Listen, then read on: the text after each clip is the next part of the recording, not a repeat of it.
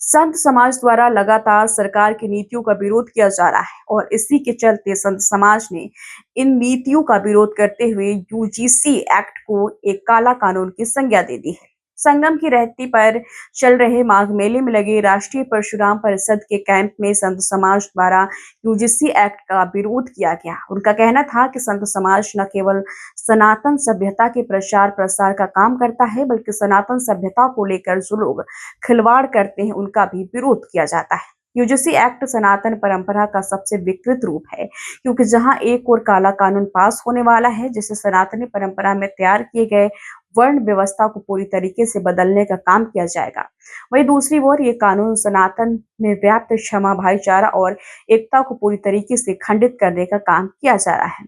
संतों की राय है कि अगर सनातन परंपरा को देखा जाए तो वेदों में 4 वर्ण हैं, व्यवस्था की गई है जिसमें सबको अपना अपना कार्य और स्थान दिया गया है। लेकिन अब 1992 से लेकर अब तक आरक्षण व्यवस्था ने पूरी तरीके से इन वर्ण व्यवस्था को तोड़ने का काम किया है और अब आगे आने वाले सनातन सभ्यता के काले कानून यानी कि यूजीसी एक्ट द्वारा सनातनी परंपरा के हृदय और आत्मा को छलनी करने का काम किया जा रहा है।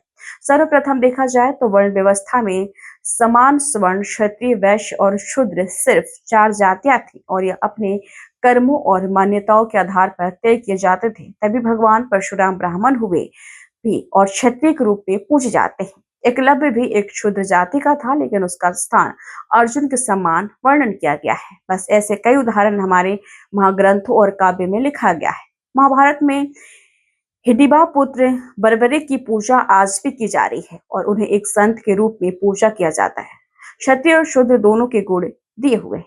सर, आज परशुराम सेना का प्रेस वार्ता है, परिषद का प्रेस वार्ता है और इसके पीछे का मूल उद्देश्य क्या था और किस लिए इस प्रेस वार्ता को आप कर रहे हैं? देखिए, मैं चंदन दत्ता, महासचिव प्रदेश जम्मू एंड कश्मीर से यहाँ आज राष्ट्रीय परशुराम परिषद की बैठक में सम्मिलित होने आज प्रयागराज पावन धरती पे हम आए हैं और ये जो वार्ता रखी गई है इसका मुख्य उद्देश्य केंद्र बिंदु ये है कि जिस तरह से ब्राह्मणों के खिलाफ जिस तरह से षड्यंत्र पूरे देश में रचा जा रहा है, वो भी खासकर भारतीय जनता पार्टी की सरकार होते हुए, तो ये बहुत ही निंदनीय है। अभी हाल ही में आपने देखा कि माघ मेला में शंकराचार्य जी के साथ हमारे क्या हुआ। आपने देखा कि ये जो यूजीसी बिल है इसको लागू करने के लिए सरकार ने जो कदम उठाया उसका मैं और हमारा जो राष्ट्रीय परशुराम परिषद संगठन है ये कड़ी निंदा करते हैं। हम इसका खंडन करते हैं और हम पंडित सुनील बलाला जी के नेतृत्व में हर वो संभव प्रयास कर रहे हैं जिससे इस यूजीसी एक्ट को जड़ से उखाड़ के फेंके, ताकि हम आज भी जातिवाद में देखिए, स्वामी विवेकानंद जी ने कब कहा कि गो बैक टू वेदास, कोई कास्टिज्म, जब तक हम एक नहीं हो जाएंगे तब तक ये सही में भारत एक विश्व गुरु की तरफ नहीं बढ़ सकता। तो आज वो समय आ गया है जब कोई जाति से परे उठ के, धर्म से परे उठ के हर एक सनातन को एक अम्ब्रेला के नीचे आके बात करनी चाहिए। और इस तरह के जो बिल है ये कहीं ना कहीं हिंदू भावनाओं को, सनातनी भावनाओं को ठेस पहुंचाते हैं, तो इसकी हम कड़ी निंदा करते हैं। उसी के विषय में आज यहाँ प्रयागराज में ये बैठक का आयोजन किया गया। मैं चंदन दत्ता, जम्मू कश्मीर महासचिव राष्ट्रीय परशुराम परिषद। और गुरुजी, आज यूजीसी को लेकर आपने प्रेस कॉन्फ्रेंस किया है, इसमें जो नए नियम कानून आ रहे हैं ये किस तरीके से विश्व मात्र में एक डिफरेंस बनाया है, किस तरीके से आप इसको देखते हैं? सरकार ने हमारी दृष्टि में ये बहुत अन्यायपूर्ण कार्य किया जा रहा है, क्योंकि शिक्षा में किसी प्रकार का कोई आरक्षण नहीं होना चाहिए, क्योंकि इससे समाज का ही पतन होगा, समाज की क्षति होगी। तो शिक्षा जो है सामान्य स्थितियों में होना चाहिए, चतुर्थ वर्णों में। और फिर ये दुष्प्रचार हो रहा है और उसके साथ अनीति सामान्य वर्ग के प्रति होगी, ये अच्छा काम नहीं है और बहुत आघात पहुंचेगा सामान्य वर्ग को, जो सरकार को इसका खामियाजा भोगना पड़ेगा। इसका विरोध समाज किस तरीके से संत समाज ये विरोध कर रहा है कि जो साधु का ही काम है कि समाज, सरकार से लेकर के समाज को मार्गदर्शन करना, उस मार्गदर्शन के माध्यम से उसको रास्ता दिखा करके और सरकार को भी ठीक रास्ते पर ला करके चलाने का काम सरकार करे, इसलिए संत समुदाय इसका विरोध कर रहा है। स्वामी अनंत श्याम देवाचार्य। क्या जरूरत पड़ी, क्या धर्म को और मुस्लिम के नाम पे तोड़ने का काम? देखिए, जिस तरीके से भारत सरकार एक यूजीसी का कानून लाई है, अभी तो जानकारी नहीं थी, जैसे सोशल मीडिया और माध्यमों से हमें पता चला, तो इसमें विशेष तौर से सवर्ण समाज के बच्चों को टारगेट किया गया है। जैसे SC/ST काला कानून था, वैसे ये भी यूजीसी का काला कानून ही है। हमारा मानना है कि समाज को, सवर्ण समाज या कोई समाज हो जो हिंदुत्व के मुद्दे पर समाज को जोड़ने का कार्य होना चाहिए, तोड़ने का नहीं। हिंदुत्व की ही सरकार बनी है, सनातन को लेके हम सब लोग मजबूती कर रहे हैं, और इस कानून से अगर सनातन टूटता है, हिंदुत्व टूटता है, तो कहीं से भी अच्छा नहीं है। ये भारत वर्ष के लिए भी नहीं अच्छा है, सभी समाजों के लिए नहीं अच्छा है। हिंदुत्व एक हो, क्योंकि भेड़िए बैठे हैं राक्षसी स्वरूप में।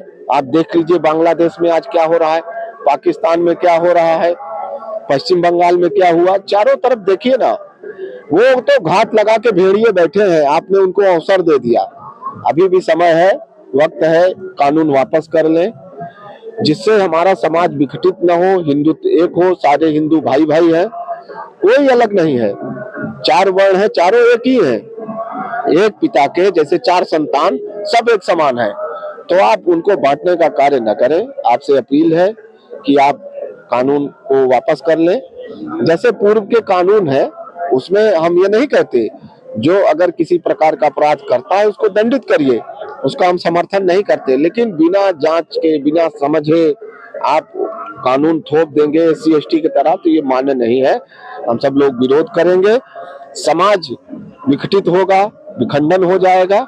हम इसको कतई समर्थन नहीं करते, इसको वापस लेना ही होगा। अब इस कानून के खिलाफ केंद्र सरकार और राज्य सरकार के कई अधिकारी भी आ गए हैं, और उन्होंने इस्तीफा का दौर भी शुरू हो गया है। नहीं, बिल्कुल शुरू हो जाएगा, अभी तो शुरुआत है। अगर ये कानून वापस नहीं लेते तो यहाँ से लेके दिल्ली तक भूचाल आ जाएगा। सभी साधु संत यहाँ से हम सब लोग कूच करेंगे और जाके वहां पर डंका बजाएंगे। कानून किसी भी स्वरूप में वापस होना चाहिए, वो कैसा भी कानून हो जो देश में हित में ना हो, उसको सबको इनको वापस लेना चाहिए। गुरुजी, आज ये यूजीसी कानून के तहत आप विरोध कर रहे हैं, और आपने इसके कई उदाहरण भी दिए हैं। क्या लगता है कि इस कानून की वजह से किस तरीके से समाज के अंदर एक अराजकता व्याप्त हो जाए? दलित और सवर्ण या OBC SC दोनों के बीच वर्ग संघर्ष को यूजीसी का जो एक्ट लागू किए हैं, जातिगत संघर्ष बढ़ेगा। एक तरफ प्रधानमंत्री हमारे कहते हैं सबका साथ, सबका विकास, तो यूजीसी के एक्टों में शिक्षा मंत्रालय ने जो संशोधन किया है, एक तरह से घी में, आग में घी डालने का काम किया है। जो वर्ग जाति समान शिक्षा नीति इस देश में लागू होना चाहिए। शिक्षा लेने के बाद करोड़ों युवा बेरोजगार हैं, उनके भविष्य को लेकर सरकार को चिंतन करना चाहिए। आत्मनिर्भर शिक्षा हो तो इस पर कार्रवाई नहीं, और एक तरह से जातिगत शिक्षा को यूजीसी एक्ट में जो संशोधन सुधार किया है, ये बहुत गलत है, अन्यायपूर्ण है, समाज में खाई पाटने वाला है। और दलित और सवर्ण, एक तरफ हिंदुत्व एकता की बात होती है, एक तरफ कहेंगे जात पात की घरों विदाई, और दूसरी तरफ जातिवाद को बढ़ावा देकर भारत में ये गृह युद्ध के ओर एक तरह से झकेलने का काम है सरकार का। इसलिए इसको तत्काल विचार करना चाहिए, जितना जल्दी हो इसको समाप्त करें, जिससे भारत का अमन चैन सद्भाव एकता बनी रहे, रक्तपात ना हो, सवर्ण OBC SC के बीच में लड़ाई नहीं। और अगर ऐसी स्थिति आएगी तो हत्या मर्डर भी हो सकते हैं, जिसकी संपूर्ण जिम्मेदारी यूजीसी, गृह मंत्रालय, शिक्षा मंत्रालय और भारत सरकार की होगी। ये कहीं बांग्लादेश की स्थिति ऐसी उत्पन्न ना हो, इसलिए सरकार को तत्काल इस पर विचार करके जितना जल्दी हो सके इसको समाप्त करें, जिससे भारत संतों का काम है, सद्भाव हो, एकता हो। और अगर सरकार विखंडन की नीति लागू करेगा तो उसको किसी भी स्थिति में अमल नहीं होने दिया जाएगा, जिससे भारत का एकता, सद्भाव, शांति बनी रहे।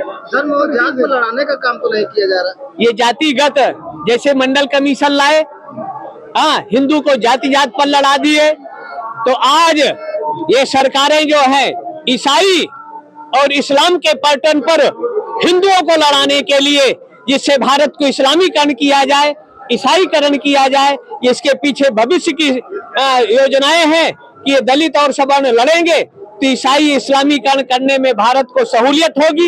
ये बहुत गलत है। तत्काल इसको प्रतिबंधित करें, समाप्त करें। परिचय दीजिए महाराज जी। मैं शंकराचार्य नरेंद्रानंद सरस्वती, सुमेर पीठ, वाराणसी।